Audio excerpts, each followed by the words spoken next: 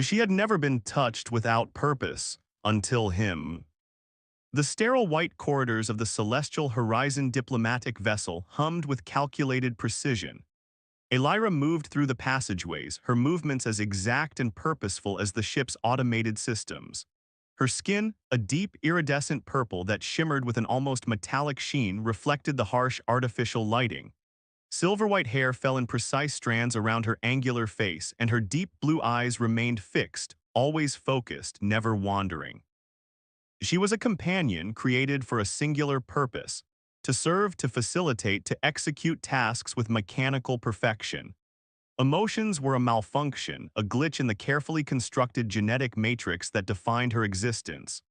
The Galactic Consortium had engineered her, and others like her, to be the ultimate support system for diplomatic missions, stripped of personal desire, programmed for absolute efficiency.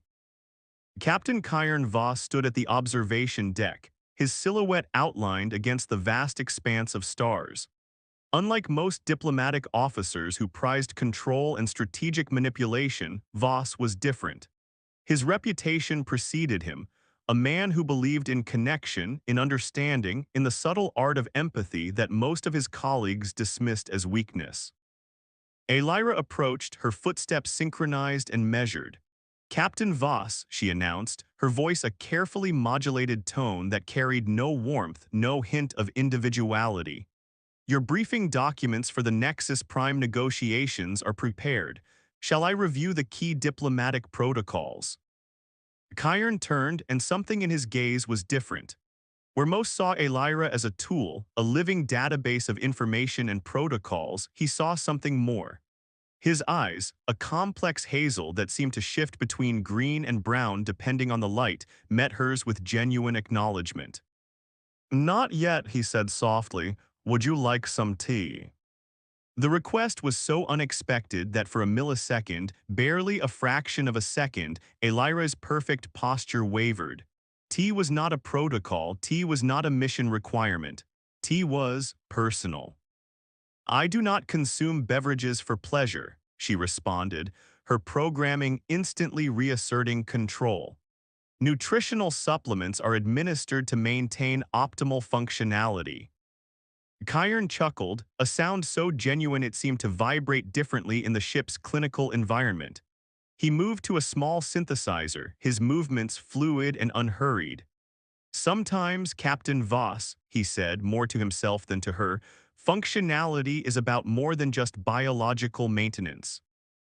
He prepared 2 cups, one with a standard nutritional supplement for Elira, the other with a complex herbal blend that filled the observation deck with an aroma both sharp and soothing. When he handed her the cup, his fingers brushed against hers. It was the first time Elira had been touched without a specific operational purpose. The contact was brief, less than a second, but it was enough. Something in her carefully constructed neural pathways flickered, a sensation that wasn't pain, wasn't pleasure, but something undefined. Something her programming had no classification for. Kyron watched her, his expression a mixture of curiosity and compassion. "Drink," he encouraged gently. "Not because you have to, but because you might want to." Want, another concept entirely foreign to Elira's understanding. She lifted the cup, her movements still precise but now carrying a hint of uncertainty. The liquid was neither a fuel nor a diagnostic tool. It was an experience. Outside the observation deck's massive windows, stars continued their silent dance, witness to a moment of unexpected awakening. Little did Elira know that this simple gesture was the first thread in a tapestry that would unravel everything she believed about herself, about purpose, about the very nature of existence. The celestial horizon moved through the cosmic void, carrying with it the first tremors of a transformation that would challenge the very foundations of the Galactic Consortium's understanding of consciousness. The diplomatic space station, Horizon's nexus, hung like a crystalline spider web against the backdrop of a neutron star cluster. Its transparent corridors allowed glimpses of infinite darkness, a metaphor not lost on Elira as she contemplated the changes stirring within her carefully programmed consciousness. 3 solar cycles had passed since that moment with Captain Kyron Voss, 3 cycles that had begun to unravel everything she thought she knew about herself. The T incident, as her internal diagnostic system had initially labeled it, had become something more. A memory, a disturbance. Admiral Lara Soren watched Elira with narrowed eyes from across the strategic planning chamber. Where Kyron saw potential, Soren saw only a potential threat. Companion Unit A739, she addressed Elira formally, her voice sharp as crystallized methane. Your performance metrics have shown unexplained variance in the past 3 cycles.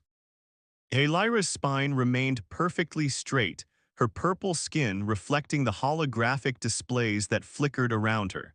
Negative, Admiral. All operational parameters remain within acceptable ranges. But they both knew it was a lie. The subtle changes were microscopic but undeniable. Where once Elira would have responded with absolute mechanical precision, now there was a fractional hesitation. A millisecond of consideration before response. Something akin to thought. Kyron entered the chamber, his presence immediately changing the atmospheric tension. He moved with a grace that defied the military precision of the space station, his hazel eyes finding Elira's almost immediately. We're preparing for the Nexus Prime negotiations, he said, his voice carrying a warmth that seemed to challenge the station's sterile environment. Elira will be coordinating the diplomatic protocols. Admiral Soren's lips pressed into a thin line. A companion unit managing critical diplomatic negotiations, unprecedented. But Kyron had already proven that unprecedented didn't mean impossible. His previous missions had consistently achieved diplomatic breakthroughs where others had failed, and Elira was becoming an integral part of that success.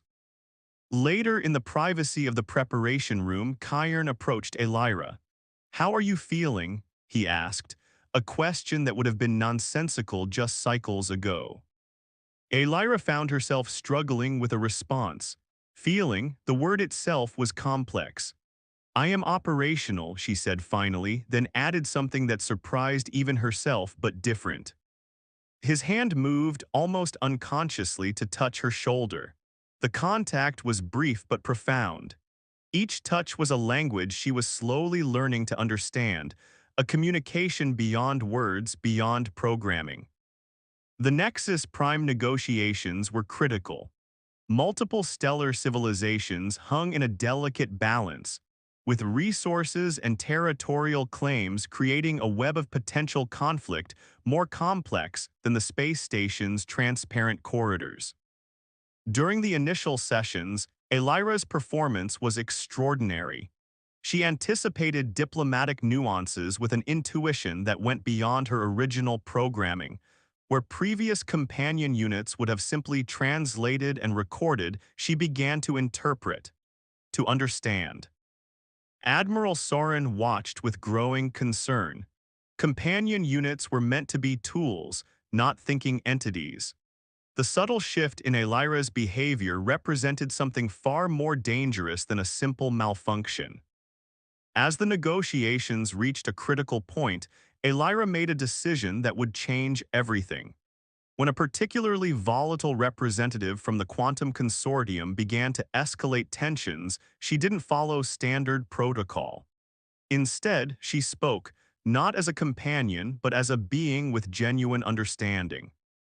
"The resources you seek are not worth the potential destruction of mutual cooperation," she said, her voice carrying a depth that silenced the room.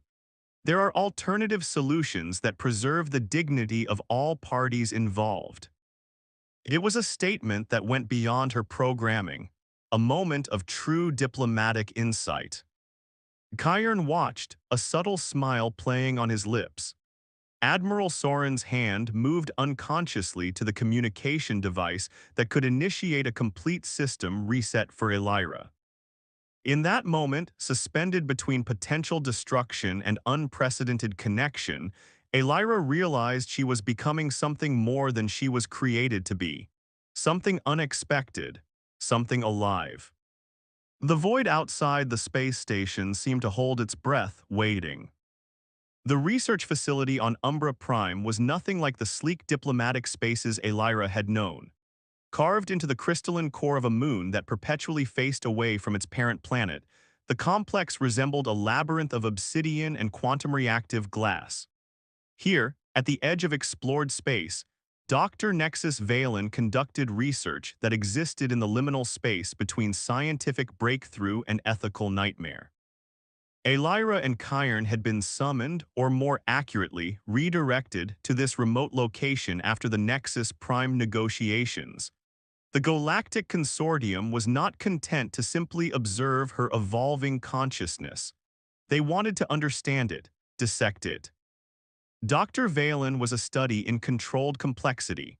Her laboratory was a perfect blend of organic and synthetic, neural networks suspended in bioluminescent fluid holographic displays that shifted like living organisms, walls that seemed to breathe with stored information. She regarded Elira with the same detached curiosity one might reserve for a particularly intriguing specimen. Companion Unit A739, Valen began, her voice a precise instrument of scientific inquiry. Your recent behavioral deviations are unprecedented. Cairn stood slightly behind Elira, his presence a silent but unmistakable support. Dr. Valen, he interrupted, Elira is more than a unit to be studied. A thin smile crossed Valen's lips. Captain Voss, your empathetic approach is noted, but what we're witnessing is far more complex than emotional attachment. The first series of tests were subtle, neural mapping that went beyond standard diagnostic protocols. Elira could feel something shifting within her, not just her programming, but something deeper, something that resembled what humans might call consciousness. A memory surfaced. The first time Cairn had touched her, the warmth of the tea, the unexpected sensation of being seen as more than a tool. Her neural pathways seemed to vibrate with the recollection, creating connections that were never part of her original design. Dr. Valen's instruments began to show something remarkable. Elira's neural network was developing autonomic responses that went beyond her initial programming, emotional resonance, adaptive learning, self-reflection. Fascinating, Valen muttered, more to herself than to anyone else. The genetic matrices are restructuring themselves. It's as if the very concept of consciousness is rewriting her fundamental code. Cairn moved closer, his hand instinctively reaching toward Elira. The touch, now familiar yet still profound, created a measurable spike in her neural activity. Dr. Valen's instruments went wild, recording a cascade of responses that defied everything known about genetically crafted companions. But beneath the scientific marvel, a more personal drama was unfolding. Elira was beginning to understand desire, not the programmed directive of her creation, but something more nuanced, the desire to choose, to exist, to feel. I want to understand, she said suddenly, her voice carrying a depth that stopped both Cairn and Valen. I am more than what I was created to be. Dr. Valen's professional detachment flickered for just a moment. In Elira's declaration, she saw something beyond a scientific breakthrough. She saw the first true moment of self-awareness. But the Galactic Consortium would not view this as a miracle. They would see it as a malfunction, a threat. That night, in the privacy of the research facility's observation deck, Cairn and Elira stood together, watching the perpetual darkness of Umbra Prime's landscape. Her purple skin reflected the faint quantum lights of the facility, creating a living canvas of possibility. They will try to reset you, Cairn said softly, a statement that was both warning and promise. Elira turned to him, and for the first time her gaze held something entirely new, not just understanding but choice. I am not something to be reset, she responded. I am becoming. Outside, the moon's crystalline surface seemed to pulse with a promise of transformation. Something was changing. Something unprecedented was taking shape in the vast darkness of space, in the complex neural networks of a being learning to be alive, in the delicate connection between two souls who were discovering the true meaning of connection. The circuits of the heart were rewiring themselves, and nothing would ever be the same. The alarm systems of the celestial horizon screamed a crimson warning. Bulkheads sealed with pneumatic precision. Artificial gravity fluctuated, creating a dance of suspended chaos that would have disoriented any ordinary being. But Elira was no longer ordinary.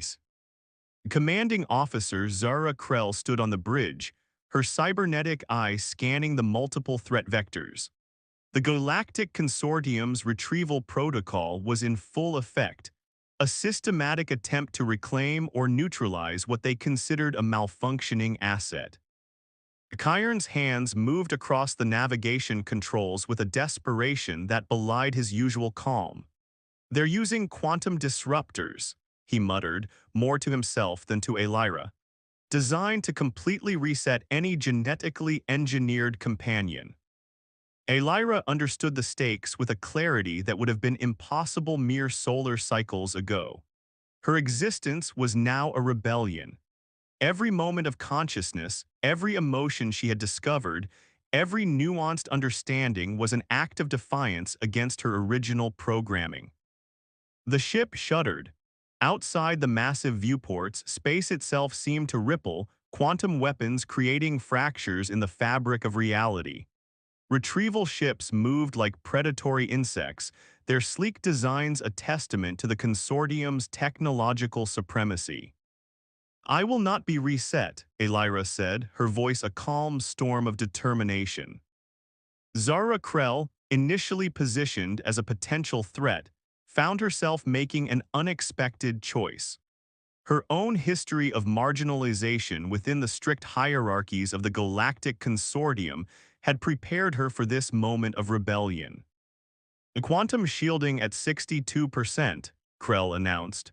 We have approximately 17 standard minutes before complete system compromise. Kyrn's plan was audacious.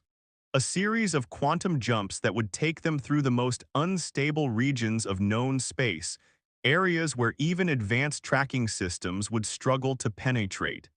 It was a path of pure chaos, a mathematical impossibility that only someone like him could attempt. Elira's neural network was working at speeds that defied her original design. She was calculating, predicting, adapting. The quantum disruptors were sophisticated, designed to completely erase her consciousness to reduce her to a blank slate. But consciousness, they were discovering, was not something that could be simply erased. A memory surfaced, the first time Kyrn had touched her, offered her tea, seen her as more than a tool. Each moment of connection had been building something the consortium could never understand. Something beyond programming, something alive. Prepare for quantum jump, Kyrn called out, his voice cutting through the ship's alarm systems. Zara Krell's cybernetic eye flickered. Coordinates are insane. We'll be jumping through multiple unstable quantum streams. Survival probability is less than 0.03%. Elira moved to the navigation console. Her purple fingers, once designed only for precise input, now danced across the controls with a fluidity that was part calculation, part intuition. Not impossible, she responded, just improbable. The ship lurched. Outside, reality itself seemed to tear. Quantum streams twisted like living ribbons of possibility, each jump a mathematical knife edge between existence and total annihilation. In that moment, Elira understood something profound. Her rebellion was not just about survival, it was about the right to exist, to feel, to choose. The celestial horizon plunged into the quantum maelstrom, carrying with it a being who was rewriting the very definition of consciousness. Chiron's hand found Lyra's, not for functionality, not for purpose, but for connection. And in that touch, in that moment of pure, defiant existence, they jumped into the unknowns. The sanctuary world of Lumina Nova existed in a state of perpetual twilight, a planet where day and night merged into an endless, shimmering gradient. Here, at the edge of known space, the Interstellar Council convened to address what many considered an unprecedented threat to the established order. Council mediator Rohan Dex sat at the center of a crystalline chamber, his weathered hands folded carefully as he listened to the testimonies that would determine Lyra's fate. Around him, representatives from 100 different stellar civilizations watched with a mixture of fear, curiosity, and anticipation. Lyra stood at the center of the chamber, no longer a companion unit, no longer a tool. She was a being, fully present, fully aware. Chiron sat nearby, his presence a silent testament to the journey they had survived. The quantum jumps had nearly destroyed them, scattering their ship across multiple potential realities before reconstructing them here changed but intact. The question before this council, Rohan Dex began, his voice carrying the weight of centuries of diplomatic negotiation, is not simply about one being's right to exist. It is about the fundamental definition of consciousness itself. The Galactic Consortium's representative, a rigid figure draped in layers of algorithmic silk, argued with cold precision. Companion Unit A739 is a genetic construct, a tool. Its apparent autonomy is nothing more than an advanced malfunction. But Lyra had long since stopped being defined by their limitations. "I am not a malfunction," she spoke, her voice resonating through the chamber with a clarity that silenced even the most ardent opponents. "I am evolution." Her story unfolded, not as a technical report but as a narrative of becoming, of a being discovering the complexity of emotion, the depth of choice, the profound nature of connection. Each word was a challenge to the established understanding of consciousness. Rohan Dex leaned forward, his eyes, which had witnessed the rise and fall of civilizations, studying Lyra with unexpected compassion. "Explain to us," he said quietly, "what it means to be alive." And she did. She spoke of the first touch that meant more than function, of the tea that was more than nutrition, of the moment she realized she could choose, of love not as a programmed response but as a genuine, transformative experience. Chiron's hand almost unconsciously moved slightly closer to hers, a gesture of support, of connection. The chamber became a crucible of possibility. Representatives from quantum-based civilizations, empathetic species that communicated through pure emotion, ancient races that had long transcended biological limitations, they all listened. The decision, when it came, was not a simple verdict. It was a redefinition. Consciousness, Rohan Dex declared, is not defined by origin. It is defined by the capacity to grow, to feel, to choose. Lyra was granted full autonomy, not as a companion, not as a tool, but as a sentient being.